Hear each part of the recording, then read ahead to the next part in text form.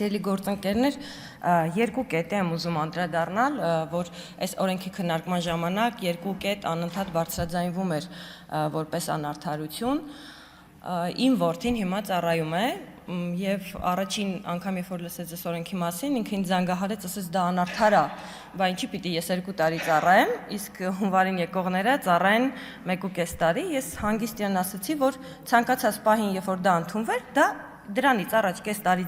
ծառայության անցած զինվորներն ասելու են անարդար է։ Նույն ձև անարդար է այն տղան, որ 10 տարի առաջ է 2 տարի ծառայել, այնպես որ դադարի իր անարդարություն փնտրել այնտեղ, որտեղ չկա։ Լրիվ նորմալ է, մի օր պետք է ընդունվեր եւ դրանից առաջ մարդիկ պիտի 2 տարի ծառայեն։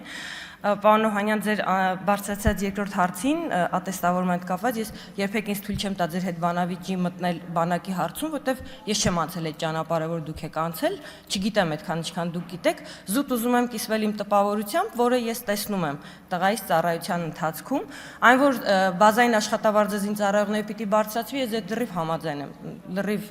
նորմալ է եւ կարծում եմ մենք գնում ենք այդ ճանապարհով, բայց ատեստավորման հետ կապված, տեսեք, իրենց զորամասում հրամանատարը որոշում է կայացրել ատեստավորման հիման վրա կիրակի օրերը երեխաները ազատ տղաները կներեք չի կարելի այդպես ասել տղաները ազատ օր են ստանում կիրակի օրը եւ դուք չեք պատկերացնում ինչ մրցակցություն է ինչ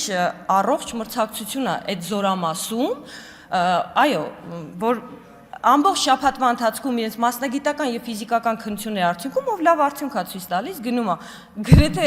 բոլոր զորամասի զինծառայողները կիրակի օրը դրսում են ու այնքան լավ են դրանից զգում եւ Պարոն Պապիկյան, ես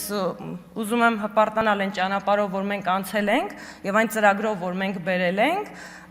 գուցե պետք չի բարձրաձայնել, բայց իմ ծրագրավորող տղան այնքան է ոգևորվել Պաշտպան հայրենաց ծրագրով, որ հիմա պայմանագիր է կնքել եւ 5 տարի ծառայելու է մեր բանակում, ես հպարտանում եմ դրանով ու ինձ ոգևորված ասում է, գիտես ինչ լավ պայմաններ են, ասում գիտեմ, մենք ենք այդ պայմանները բերել, այնպես որ կարծում եմ, եթե պատասխանեցի այդ հարցին, շնորհակալություն։